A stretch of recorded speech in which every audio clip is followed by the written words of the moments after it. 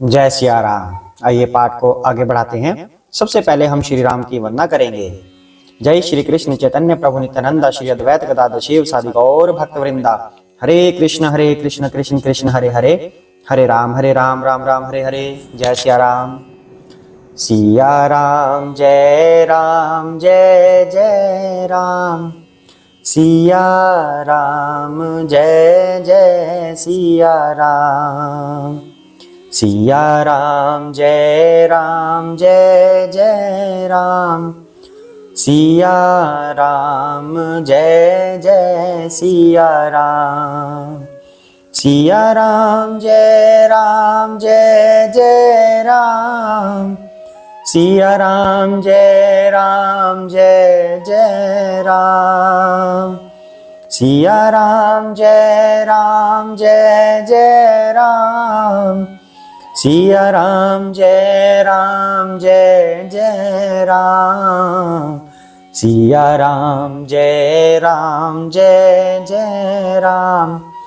सिया राम जय जय सिया राम। हे राम मेरे राम। सिया राम जय जय राम। मेरे राम सीता राम। सिया राम जय जय राम। जय सिया राम। जय भरत शत्रुघ्न लक्ष्मण जी की जय हो। वाल्मीकि जी की जय हो। तुलसीदास जी की जय हो। याज्ञवल्क्य भरद्वाज मुनि की जय हो। शिव शंकर भोलेनाथ पार्वती माता की जय हो। महावीर हनुमान की जय हो। जय श्री गणेश। जय सिया राम। तो हमने पाठ अभी तक कहाँ तक कर लिया है? गरुड़ जी और काकभुंडी जी की वार्तालाप चल रही है। काकभुंडी जी कलयुग के अधर्मों के बारे में बता रहे हैं कि किस तरह से शूद्र वाले लोग होते हैं जो वो भी ब्राह्मणों से वाद विवाद करते हैं। कहते हैं कि तुम लोगों को कुछ ज्ञान नहीं है, हमें सब कुछ आता है, हमें ब्रह्म का ज्ञान है। इस तरह से बोलते हैं और वो स्वयं तो नष्ट हुए ही रहते हैं, लेकिन जो सही मार्ग पर चलते हैं उनको भी नष्ट कर देते हैं। और साथ में अपने को खुद को ब्राह्मणों से पुजवाते हैं। ब्राह्मण अर्थात संतों से भक्तों से खुद को पुजवाते हैं और अपनी बड़ाई करते हैं। अब आगे करते हैं। जय सिया राम। भय बरन संकर कली भिन्न से तु सब लोग। करही पाप पावही दुख भय रुज शोक वियोग। कलयुग में सब लोग वर्ण संकर और मर्यादा से च्युत हो गए। वे पाप करते हैं और उनके फल स्वरूप दुख भय रोग शोक और प्रिय वस्तु का वियोग पाते हैं। श्रुति सम्मत हरि भक्ति पथ संजुत बिरति विवेक। तेहि न चलहि नर मोह बस कल्पहि पंथ अनेक। वेद सम्मत तथा वैराग्य और ज्ञान से युक्त जो हरि भक्ति का मार्ग है, मोहवश मनुष्य उस पर नहीं चलते और अनेकों नए नए पंथों की कल्पना करते हैं। जैसे हम अपने आसपास अब देख सकते हैं कितने सारे पंथ बन गए हैं। ये धर्म वो धर्म, सबको धर्म बोलते हैं लोग, लेकिन वो धर्म नहीं, वो पंथ हैं। धर्म तो सिर्फ एक ही है, सनातन धर्म। उसके बाद तो सब हमने बना दिए पंथ अलग अलग से। तो कहते हैं कि बहुत से नए नए पंथों की कल्पना करते हैं। बहु दाम समारही धाम जति विश्या हरि लिन्ही न रही बिरती। तपसी धनवंत दरिद्र गृही कली को तूक तात न जात कही। सन्यासी बहुत धन लगाकर घर सजाते हैं, उनमें वैराग्य नहीं रहा, उसे विश्व ने हर लिया। तपस्वी धनवान हो गए और गृहस्थ दरिद्र। हे तात कलयुग की लीला कुछ कही नहीं जाती। अब हम खुद भी देख सकते हैं कि जो गृहस्थ लोग हैं वो थोड़े थोड़े पैसे के लिए, थोड़े थोड़े धन के लिए कितना तरसते हैं। गृहस्थ लोग तो अब दरिद्र होते जा रहे हैं। जो सन्यासी हैं, सन्यासी कारों में घूमते हैं, बड़े बड़े महल बनाते हैं अपने। क्या हम ये चीज देख पा रहे हैं? ये चीज हम देख पा रहे हैं। और काकभुंडी जी उस कलयुग का वर्णन करें कि कलयुग में ऐसा था। तो फिर वो सन्यासी कैसे हुए? अगर वो इतने बड़े महल बना रहे हैं, गाड़ियों में घूम रहे हैं, तो फिर वो सन्यासी कैसे हुए? सन्यासी का मतलब तो वही होता है ना कि सांसारिक सुखों को छोड़कर भगवान की शरण के लिए तपस्या करना, बैठकर उन्हीं का जप करना, संसार से अलग रहकर, संसार के सुख भावों से अलग रहकर फिर भगवान की शरण ग्रहण करना। पर अगर वो ही महल बना के रह रहे हैं, बड़ी बड़ी कारों में घूम रहे हैं, फिर वो सन्यासी कैसे रहे? लेकिन हम तो आज के कलयुग में ये चीजें देख रहे हैं होते हुए। तो इसका मतलब काकभुंडी जी ने जो ये कथा सुनाई वो बिल्कुल सत्य सुना रहे हैं वो कथा। तो कई लोग कहते हैं ना कि रामायण की प्रामाणिकता पर भी सवाल उठा देते हैं कि रामायण एक काल्पनिक कथा है। पर काल्पनिक कैसे हुई? ये बुक तो कई करोड़ों वर्ष पहले लिखी हुई है इस तरह की। मतलब वैसे तो 500 वर्ष पहले की है तुलसीदास जी की, पर ये कहानी तो करोड़ों वर्ष पुरानी है। तो उस समय यही चीज लिखी हुई थी और यही चीज हम आज भी देख रहे हैं। जैसे सन्यासियों का उदाहरण है, सन्यासी कारों में घूमते हैं और बड़े महलों में रहते हैं, क्या हम ये चीजें नहीं देख रहे? तो ये प्रमाणिक है, इससे प्रमाण मिलता है हमें कि रामायण बिल्कुल सही लिखी हुई है। तो आगे करते हैं।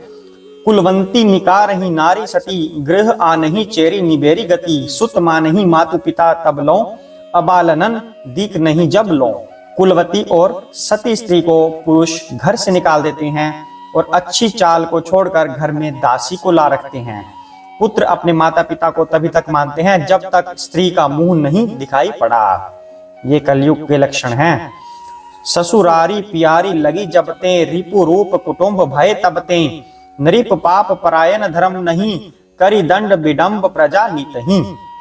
जब से ससुराल प्यारी लगने लगी तब से कुटुंबी शत्रु हो गए, राजा लोग पाप परायण हो गए, उनमें धर्म नहीं रहा।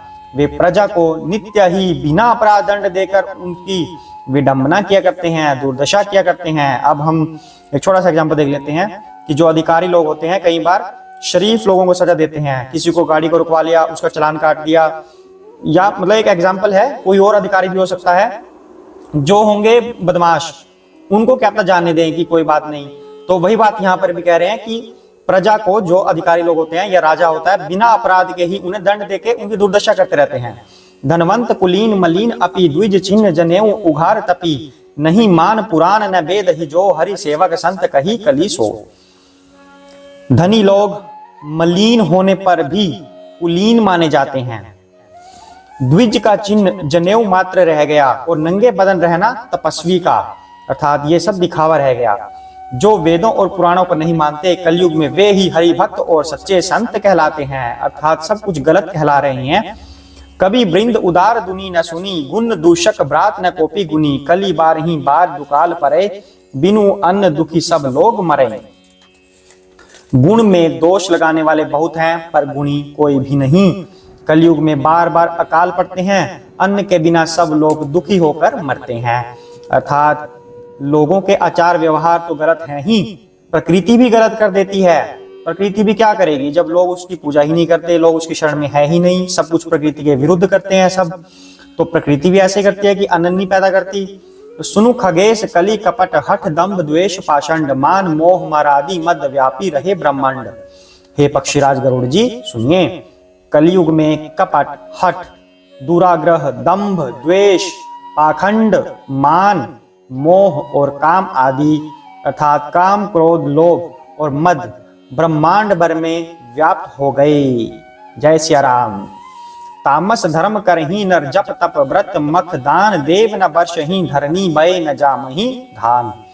मनुष्य जप तप यज्ञ व्रत और दान आदि धर्म तामसी भाव से करने लगे, अर्थात ये सब चीजें हमारे भाव होते हैं ना अलग अलग, राजसी, तामसी, सात्विक होता है, तो इनमें फर्क होता है भाव से कि हम किस भाव से इसको कर रहे हैं। अब कह रहे हैं कि ये सब चीजें जब तब दान वगैरह तामसी भाव से कर रहे हैं, यानी कि हमारी कुछ गलत इच्छाएं होती हैं, उनको पूर्ण करने के लिए हम ये कार्य करते हैं। किसी को दान दे दिया, किसी से मंत्र बुलवा दिए कि हमें पंडित जी ये चीज चाहिए, इसकी इच्छा के लिए हम ये अनुष्ठान करवा रहे हैं, तामसी प्रवृत्तियों की पूर्ति के लिए करवा रहे हैं। वही बात यहाँ पर भी कह रहे हैं। सात्विक के लिए होता तो हमारी कोई इच्छा ही नहीं होती, सात्विक के लिए तो हम सिर्फ भगवान विष्णु को प्रसन्न करने के लिए हवन करवाते हैं, इच्छा पूरी करने के लिए हम इस तरह के अनुष्ठान करवाते हैं। तो ये तामसी में आ रहा है। कह रहे कि मनुष्य दान आदि धर्म तापसी भाव से करने लगे। देवता इंद्र पृथ्वी पर जल नहीं बरसाते और बोया हुआ अन्न उगता नहीं, अर्थात मनुष्य की प्रवृत्ति तो गलत है ही, प्रकृति भी उसका साथ नहीं देती और देवता लोग भी सही कार्य नहीं कर रहे। कलयुग में ऐसा प्रभाव हो गया था और आज भी यही है। तो आज के लिए हम इतना ही करते हैं।